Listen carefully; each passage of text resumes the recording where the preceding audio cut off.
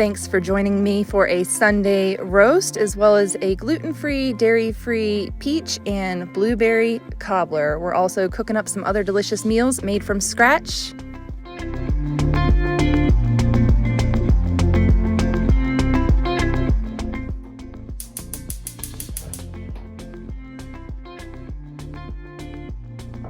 We are going to start by warming our vessel, and I'm using a tall 5-quart Coquette from Staub. And stay tuned because the next video I'm sharing a really good deal with you guys. A Black Friday sale special coming up this Saturday on this beautiful enamel coated cast iron Coquette. I wanted to use it first before I shared that sale with you. So we are going to cook this chuck roast today. I started out by turning on my stove and gently warming my Coquette, and then I'm seasoning up this large hunk of chuck roast. We just added a little bit of salt, a little bit of pepper, and we're gonna sear this down in our hot pan. You can see I have a little bit of lard there that I rendered down from some pigs we harvested a few years back. I still have a freezer full of their lard, or full of their fat that I've been rendering into lard periodically.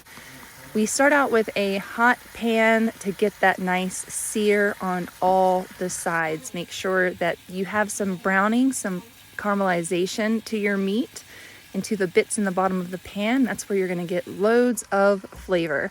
I'm also going to start out with chopping up an onion, because as this slow cooks for the first 2 hours, I want to have lots of flavor in there with the meat.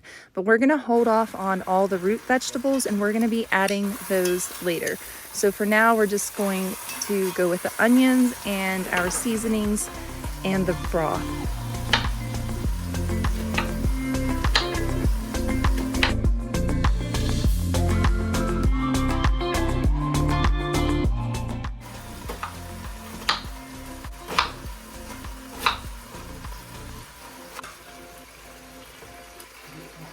I'm preheating the oven to 275 because we want this roast to cook nice and slow so that it's very tender when it's done. We're going to add some paprika, and for some reason I felt like adding poultry seasoning. This is an experiment. I'll let you know how it turns out. We're also adding some onion powder, some ground black pepper, some more salt in there. I use Redmond's real salt, and I always have a link with the best deal on the internet for you all, linked down below in the video's description.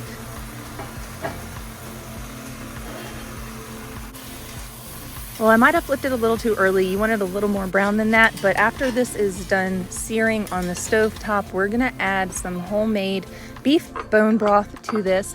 You need about 3 cups total liquid. Typically, I would add 1 cup of a red wine and then 2 cups of my beef broth. I don't have any red wine, so I'm gonna rummage around in my cabinet and see what I do have. I've added about 2.5 cups of my beef broth, and then I also found some sherry, old sherry, up in the cabinet, so I added that as well. I sprinkled the onion powder, the paprika, and the poultry seasoning, probably 1/4 teaspoon of each of those, maybe 1/2 teaspoon of the onion powder, into my pot roast earlier. Now I'm going to add 2 bay leaves, and then I'm probably going to sprinkle about 1/2 teaspoon of thyme and 1/2 teaspoon of rosemary to this. It just gives a wonderful flavor with everything else. Now I am going to say, since I've already eaten this, it was amazing. It was very delicious. I highly encourage you to cook with your intuition. And if you don't like all of these herbs and seasonings and spices that I've used, you can pick and choose what you like. Just make sure you season it well enough with your real salt. One of the traditions that we started years ago was making a Sunday roast. Now, we picked this up when we lived in the UK. They would do Sunday roasts every Sunday, whether it was a chicken or some kind of other cut of meat. And they would serve that with roasted crispy potatoes, a brown gravy, maybe some mashed peas. But they were delicious meals, and you could take the leftovers on your Monday and make a soup, and that's what we're going to be doing today. But I want to show you that I'm adding some tomatoes to this roast. It's been in the oven for maybe 20 minutes, and I thought, let's add some tomatoes to this and help the acid in the tomatoes break down the meat a little bit more and to add some flavor to that. Next, we're gonna chop up our carrots. We're gonna chop up our purple potatoes and get those ready to go into this pot for the last 2 hours of cooking.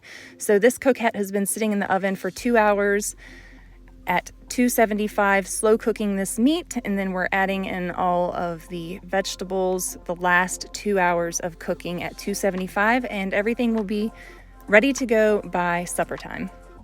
All right, we've got this corn that I got from Azure Standard, and I froze a bunch of it in a bag. Some green beans I canned up last year. We need to eat through these. So I'm gonna cook up some bacon and then throw the green beans in there and let those cook until dinner's ready. We have about 45 minutes till dinner's ready. Can't go wrong with butter, salt and pepper, and a little bit of water in the bottom to cook it. Let it simmer away. We just chopped up this bacon.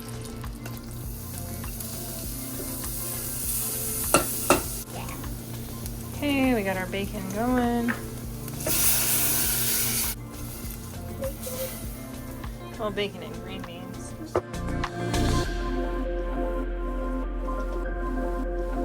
I added some cornstarch with some coconut cream and turned this into like a creamed corn because it had so much good organic corn juice in the pot that I didn't want it to get dumped out or wasted or anything. So made a gravy with it so that the kids will get all the nutrients from that.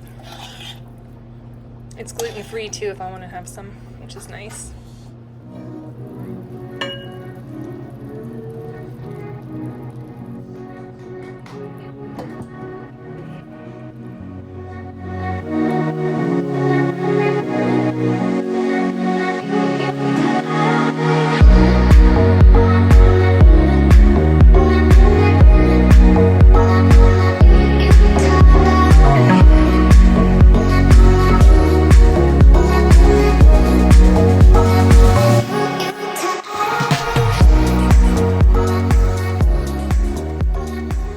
I was craving something sweet, so we are also going to make a gluten-free, dairy-free blueberry peach cobbler.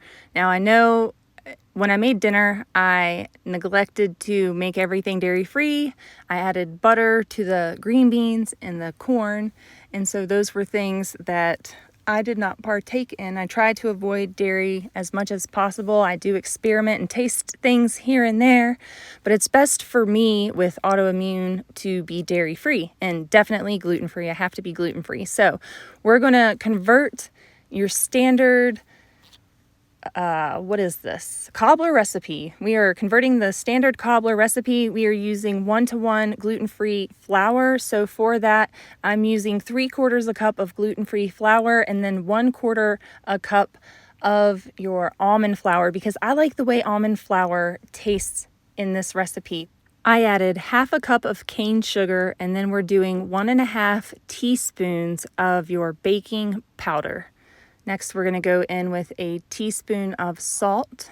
You always need to use salt in almost every recipe. You need to have that complementing sweet with a little bit of salt so that you really appreciate the sweet, but it's not something that you really notice in a recipe unless you accidentally add a tablespoon of salt. So make sure you're measuring correctly and using just a teaspoon of salt. So I'm mixing this up with my scoop, but then in a minute I'm going to be using my pastry mixer. You can use a whisk. I'm just grabbing whatever's closest to me. Next, we're going to add 2/3 of coconut milk and then a 1/4 cup of melted coconut oil. We're going to mix this all up, and this is going to be what we spoon on top of our peach and blueberry mixture. For the peaches and the blueberries, that's going to be really simple because all that we are going to do is dump a jar, and I'm using a 32-ounce jar of peaches that I canned in a light syrup, so they already have sugar in them. I'm dumping that jar into my 9x13 casserole dish, and then I'm going to top it with some blueberries on top, and I'm going to sprinkle cornstarch over the top of it. The smart thing to do would have been to mix all of my peaches, my blueberries, my cornstarch, my water, my sugar, if that was the route I was going. I'm just going to go ahead and leave the original recipe inspiration down below in this video's description so you can have an exact recipe to follow, because I stray from the recipe just a tad. That's just how I operate in my kitchen. So I'm sprinkling the cornstarch on top of the peaches and giving it a light mix, but the cornstarch ends up incorporating throughout all of the peach syrup, so it works out beautifully. You can do the same thing, or you can get a separate bowl. I just didn't want to get a whole nother dish dirty, and I really didn't want to mix too much in my pan because I didn't want to rub off too much of that coconut oil, because I don't want a sticky mess to clean up. I'd rather everything glide off of this pan really well, so I'm not mixing a whole lot, but definitely follow the recipe if you want it. This worked really well. You can still see clumps of cornstarch, but I just want to reassure you, all of that married and blended really well while it was baking and bubbling in the oven. So it wasn't like I had chunks of cornstarch in my cobbler or anything like that. It all became smooth and one gelatinous-y gravy, fruit gravy deliciousness. And I served it up to my family with a scoop of vanilla ice cream on the side. And then I just enjoyed the peach cobbler because I didn't have any dairy-free ice cream. I just enjoyed it the way it was. It was delicious. We ate half the pan that night for dessert, and then in the morning we had the other half. It was a quick first breakfast to tie my kids over until I could make them the typical dozen eggs later on that morning. So this is a delicious dessert with a little bit of ice cream or maybe some whipping cream on the side, or enjoy it as a breakfast. So you guys know that I make a crisp crumble, fruit crisp recipe, and that uses oats, and that's what I make for my family so that they can enjoy it. I mentioned earlier I have a little bit of an oat allergy I developed over the last few years, so I'm staying away from those, and this recipe works beautifully for that. This is going to go into a 350-degree preheated oven for 30 minutes. I forgot the topping. All right, the topping on this was 2 tablespoons of sugar, a teaspoon of cinnamon, and a 1/4 teaspoon of nutmeg. I forgot to put it on there, but you can see how nice and jelly all the edges are. I just by throwing the cornstarch on it. It looks amazing. I can't wait to try this.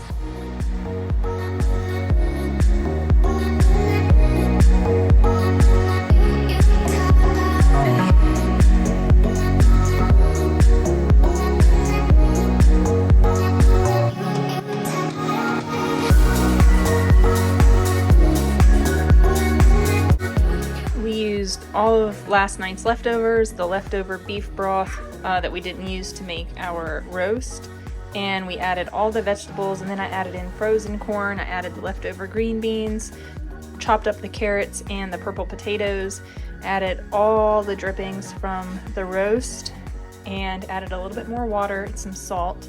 It has lots of flavor, lots of seasoning, so we're gonna eat this for lunch today. I also added in the bacon from the green beans and chopped up all the rest of the roast into little pieces so that we could all have a little bit of protein.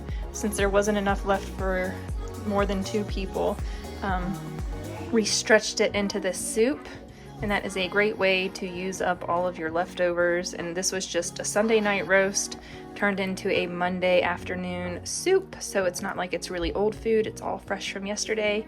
Just stretched it so we could have one more meal. If you have all your soup drippings and leftovers and you don't have any broth, you can just add more salt, water, and herbs. One herb blend that's really good for soups is Herbes de Provence. That is a really good herb blend that is really good in soups, so give it a try. And there's all the meat and protein and everything in there. So I've tasted this and it is delicious. You can add a little bit of cornstarch to thicken up the broth if you want to.